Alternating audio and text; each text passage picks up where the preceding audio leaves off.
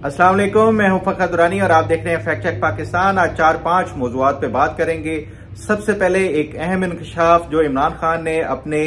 जो पार्टी के अरकान के साथ शेयर किया। इमरान खान ने यह दावा किया है कि पीटीआई वर्कर्स की इस्लामाबाद के दोनों अस्पतालों में 40 मुर्दा खानों में लाशें पड़ी हैं, अभी तक पड़ी हैं। इसकी तफसीलात क्या है और इमरान खान ने किसको ये कहा है, तफसीलन इस पे बात होगी। दूसरे नंबर पे बात करेंगे, इमरान खान को 190 मिलियन पाउंड केस में सजा मुतवक्के है 2 दिन बाद 23 को। इसके हवाले से मुख्तलिफ असेसमेंट की जा रही है और ये दावा किया जा रहा है कि इमरान खान को 14 साल सजा होगी। तफसीलात क्या है और क्यों होगी, इसके हवाले से भी डिटेल में बात करेंगे। तीसरे नंबर पे बात करेंगे, पाकिस्तान की 2 दिन पहले जो पाबंदियां अमेरिका की तरफ से लगाई गई हैं, अब नया एक इंकशाफ अमेरिकी व्हाइट हाउस के सीनियर एहलकार ने किया है कि पाकिस्तान की जो बैलिस्टिक मिसाइल रेंज है वो अमेरिका तक उसकी पहुंच हो सकती है। तफसीलन इस पे भी बात करेंगे। चौथे नंबर पे बात करेंगे, पाकिस्तान में मदारिस के हवाले से मौलाना फजलुर रहमान की ये रजिस्ट्रेशन का जो मामला है, आज शहबाज शरीफ से मुलाकात है। ये मुझसे भी काफी सारे आप दोस्तों ने ये सवाल पूछा था कि पाकिस्तान में जो मदारिस रजिस्टर्ड हैं वो उनकी तादाद क्या है। इसकी आपको तफसीलात बताऊंगा कि 17,600 मदारिस कहां कहां पे वाक़े हैं और इनमें टोटल जो ज़ेरे तालीम तलबा हैं वो किस किस सूबे में कितने हैं। तफसीलन इस पे भी बात होगी और साथ साथ एंड पे ये भी बात करेंगे कि पीआईए की निजकारी के हवाले से एक दफा बोली नाकाम हो चुकी है, लेकिन जो नए आदाद व शुमार सामने आए हैं पीआईए के वो बड़े अहम और होशरुबा हैं। इस पे भी तफसीलन बात करेंगे। सबसे पहले बात कर लेते हैं इमरान खान की अपने पार्टी रहनुमाओं के साथ मुलाकातों के हवाले से और उसके साथ साथ ये जो दोबारा से बातें चल रही हैं कि इमरान खान की हुकूमत के साथ मुज़ाकरात के हवाले से इस दफा कुछ संजीदा कोशिशें हो रही हैं और इस हवाले से पीटीआई के कुछ लोगों की बैक चैनल, एक तो जो सामने एक कमेटी बनाई हुई है इमरान खान की तरफ से 7 रुकनी, वो तो ऑलरेडी अभी हुकूमत की तरफ से बाकायदा उसका कोई जवाब नहीं दिया गया, लेकिन उसके साथ साथ जो एक बैक डोर जो चैनल है उसके हवाले से भी ये बातें चल रही हैं कि पीटीआई के लोग हुकूमत के साथ मुज़ाकरात कर रहे हैं। हुकूमत से मतलब ये है कि जो फ्रंट पे तो यही सिविलियन हुकूमत है, यानी मुस्लिम लीग नून की हुकूमत, लेकिन उसको पुष्ट बनाई एस्टैब्लिशमेंट की भी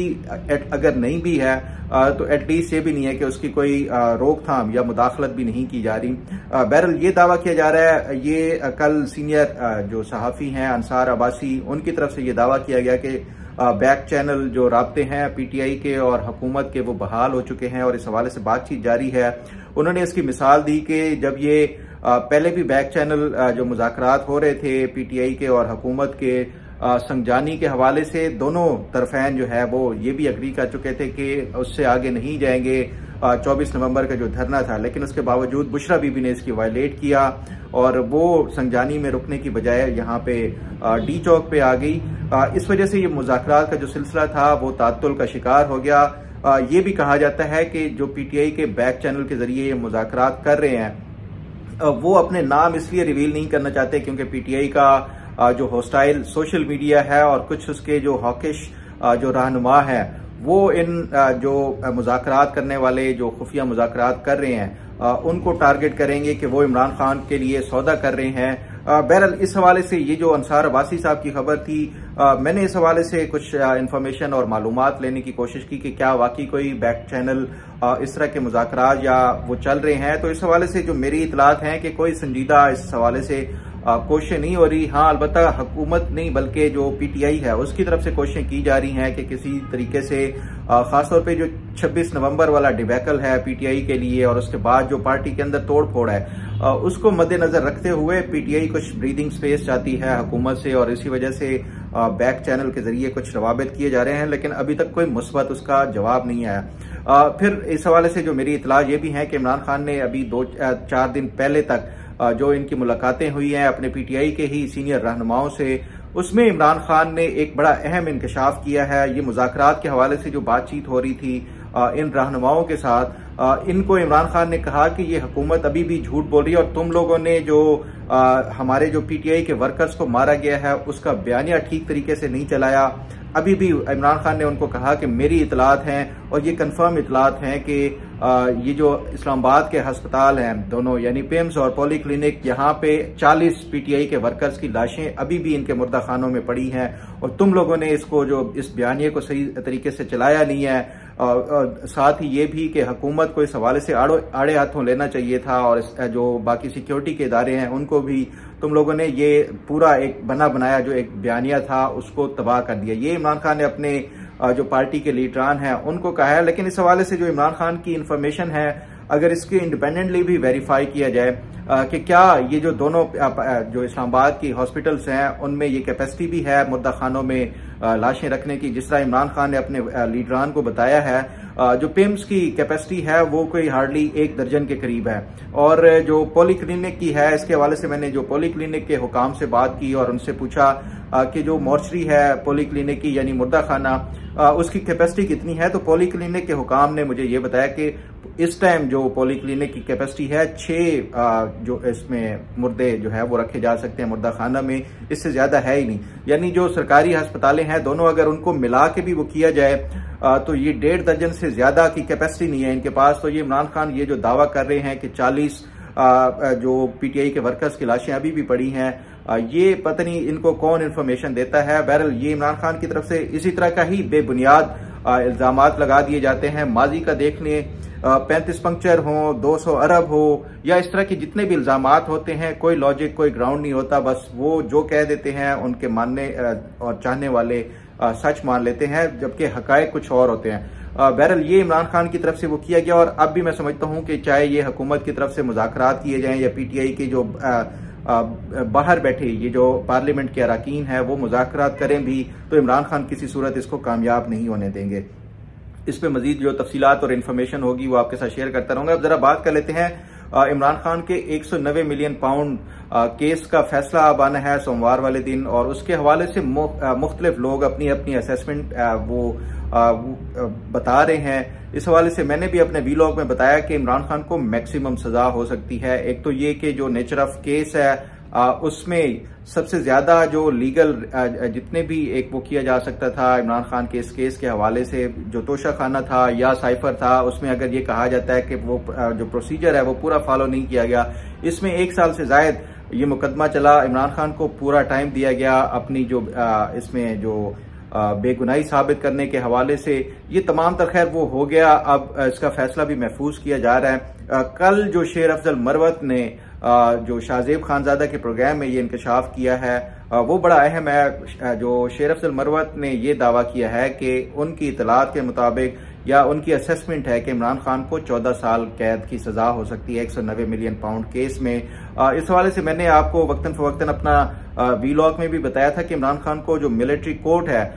उसमें ट्रायल नहीं होगा गालबन, क्योंकि जो सबसे स्ट्रांग और जो सबसे खतरनाक केस इमरान खान के लिए ये 190 मिलियन पाउंड केस का है। बुनियादी अगर मकसद ये इमरान खान को जेल में रखना है और उनको ये सजा देनी है तो ये उससे बेस्ट केस कोई हो नहीं सकता। इसमें मैक्सिमम जो नैब ऑर्डिनेंस है या नैब लॉ है, इस जो कानून के तहत जो सबसे ज्यादा या मैक्सिमम सजा दी जा सकती है यानी उम्र कैद, और उम्र कैद जो लीगल उसमें है वो 14 साल की है। तो इमरान खान को इसमें 14 साल तक की कैद की सजा सुनाई जा सकती है, ये बिल्कुल इसमें मुतवक्के है। उसके साथ साथ जो बुशरा बीबी है वो मेन अक्यूज उसमें दरअसल बुशरा बीबी ही थी, तो उनको भी जो इतलात यही है कि या असेसमेंट यही है कि उनको भी एक लंबी सजा हो सकती है। अब देखना यह है कि मंडे वाले दिन क्या इसके हवाले से ये फैसला आता है। ताहम ये पीटीआई भी खुद अपने तौर के ऊपर भी ये असेसमेंट उनकी है और वो अंदाजा यही लगा रहे हैं कि उनको मैक्सिमम सजा दी जाएगी 14 साल की। बहरहाल जो इमरान खान का मिलिट्री कोर्ट में ट्रायल के हवाले से मैं समझता हूं कि अब भी ये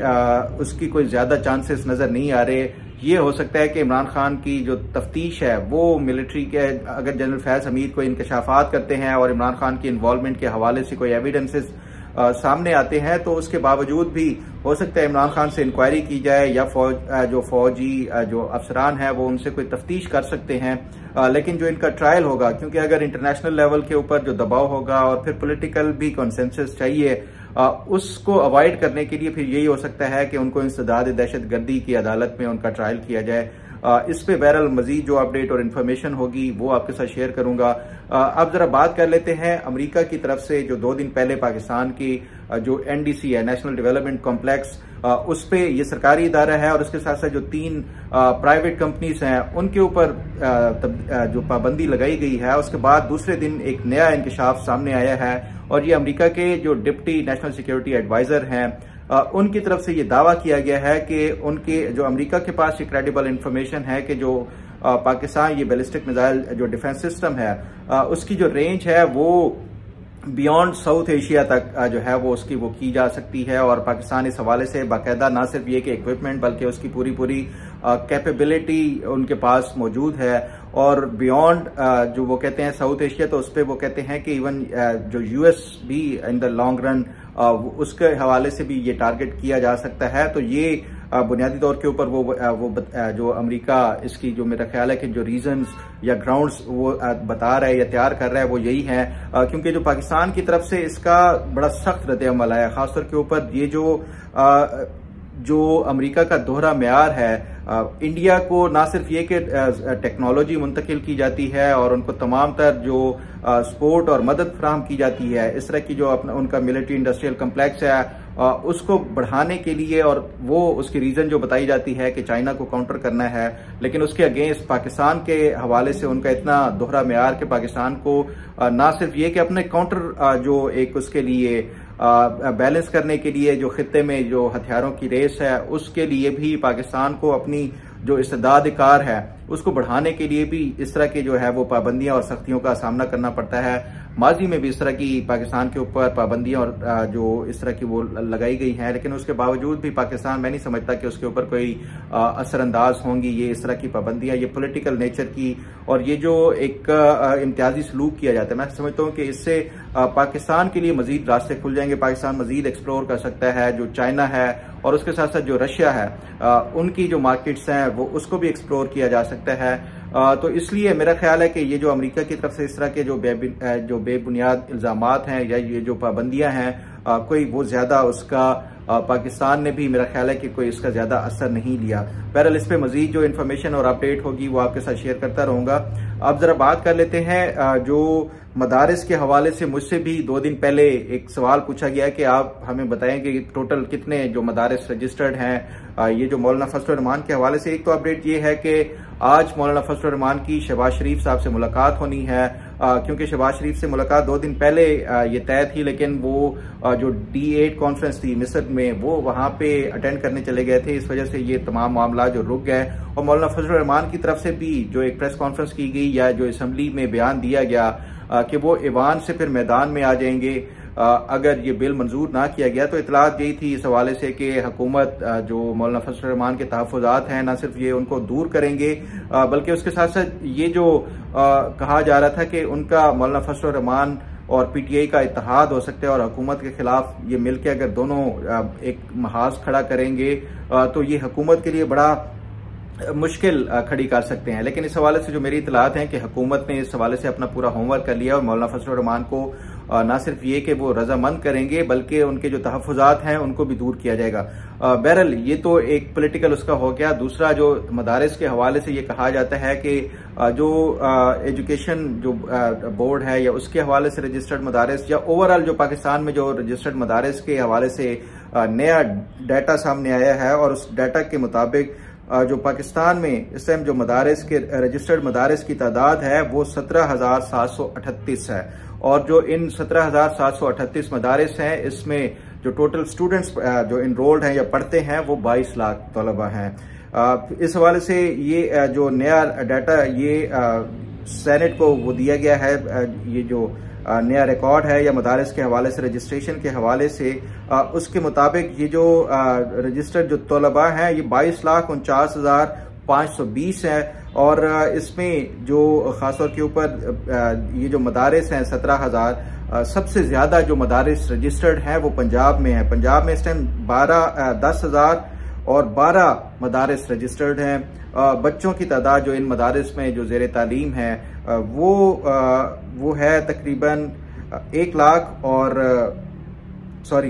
जो बच्चों की तादाद है जो पंजाब में रजिस्टर्ड मदारिस में वो 6,64,065 है। सिंध में जो रजिस्टर्ड मदारिस हैं वो उनकी तादाद 2416 है और जो बच्चे इन मदारिस में पढ़ रहे हैं वो 1,88,182 है। बलूचिस्तान में जो रजिस्टर्ड मदारिस हैं वो 575 है और इसमें इन जो मदारिस में बच्चे जो इनरोल्ड हैं या जो ज़ेर तालीम हैं वो 71,815 हैं। खैबर पख्तूनख्वा में जो रजिस्टर्ड मदारिस की तादाद है वो 4,005 है और इन जो 4,005 मदारिस में जो बच्चे हैं ज़ेर तालीम वो 12,83,024 है। इसी तरह आज़ाद कश्मीर में जो रजिस्टर्ड मदारिस की तादाद है वो 445 है और इन 445 मदारिस में 26,787 बच्चे ज़ेर तालीम हैं। इस्लामाबाद में रजिस्टर्ड मदारिस की तादाद 199 है और इनमें 199 जो मदारिस हैं ज़ेर तालीम जो तलबा हैं वो 11,000 हैं। इसी तरह 11,301 हैं। गिलगित बल्तिस्तान में भी जो मदारिस रजिस्टर्ड हैं वो 86 हैं और इन 86 मदारिस में जो स्टूडेंट्स या जो तालिब इल्म हैं या तलबा हैं उनकी तादाद 4,346 है। तो ये जो मदारिस के हवाले से मुझसे भी आप लोगों ने जो डाटा मांगा था तो उस पर मैंने यही सोचा कि आपके साथ ये शेयर कर सकूं कि ये जो टोटल रजिस्टर्ड मदारिस हैं ये इतने हैं और 22 लाख के करीब यहाँ पे जो तलबा हैं वो ज़ेर तालीम हैं। बहरहाल इस पे मजीद जो अपडेट और इन्फॉर्मेशन होगी वो आपके साथ शेयर करता रहूंगा। अब जरा बात कर लेते हैं PIA के हवाले से। PIA की प्राइवेटाइजेशन के लिए आपने देखा कि जो पहले एक कमेटी बनाई गई थी उसकी और फिर बोली के हवाले से भी, लेकिन वो कामयाब नहीं हो सकी कि 10 अरब रुपए उसकी टोटल उन्होंने वो PIA की बोली लगाई थी। लेकिन जो अगर PIA के नया जो एक सामने आया आदाद शुमार उसके मुताबिक PIA के जो इस टाइम टोटल मुलाजमीन हैं वो 7,300 मुलाजमीन है इस टाइम जो PIA के, और इन 7,300 मुलाजमीन हैं इनके ऊपर सालाना जो तनख्वाहों के ऊपर खर्चा होता है वो 35 अरब रुपए है। टोटल जो PIA के जिम्मे वाजिबुल अदा जो वाजबात हैं वो 850 अरब रुपए हैं। इस टाइम जो PIA की एयरलाइन है उसके पास 34 जहाज हैं जिसमें से 12 नाकाबिले इस्तेमाल हैं और जो बाकी हैं इसमें से 12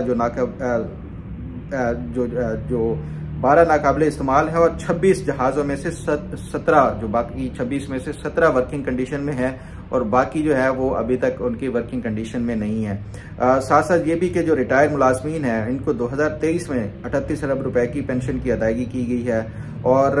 टोटल जो इस टाइम PIA के जिम्मे वाजिबुल अदा हैं वो 850 अरब रुपए का कर्जा है। तो ये इतना एक वाइट एलिफेंट है जो कि हुकूमत पाकिस्तान और जो टैक्स पेयर्स का जो पैसा है सालाना अरबों रुपए जो ये जो वाइट एलिफेंट के ऊपर खर्च किया जाता है। इस हवाले से ये पिछली कई हुकूमतें इस हवाले से ये कोशिश कर चुकी हैं कि इनको प्राइवेटाइज किया जाए और ये जो सालाना सैकड़ों अरब रुपए का जो इन बड़े इदारों के ऊपर जो खसारे में जा रहे हैं उनके ऊपर खर्च करने की बजाय मैं समझता हूँ कि अगर ये तमाम इदारे प्राइवेटाइज चाहे वो बिल्कुल जीरो उसके ऊपर भी वो कर दिए जाएं तो उससे मैं समझता हूँ कि ये पाकिस्तान का आगे फ्यूचर में ये जो सैकड़ों अरब रुपए हर साल ज़ाया हो जाता है वो लोगों की फलाह बहबूद के ऊपर, वो एजुकेशन के ऊपर, वो उनकी हेल्थ के ऊपर और बाकी डेवलपमेंट और इंफ्रास्ट्रक्चर के ऊपर लगाया जा सकता है। तो हुकूमत को चाहिए और प्राइवेटाइजेशन कमीशन को चाहिए कि जितनी जल्दी हो सके ये लॉस मेकिंग एंटिटीज जितनी भी हैं उनसे जान मेरा ख्याल है कि छुड़वा देनी चाहिए। यही पाकिस्तान के लिए भी और यही उस मुल्क की आवाम के लिए भी बेहतर है। बहरहाल इस हवाले से मजीद जो अपडेट और इन्फॉर्मेशन होगी वो आपके साथ शेयर करता रहूंगा। उम्मीद है आपको आज का प्रोग्राम भी पसंद आएगा। अल्लाह ताला आपका हामी नासिर हो। अल्लाह।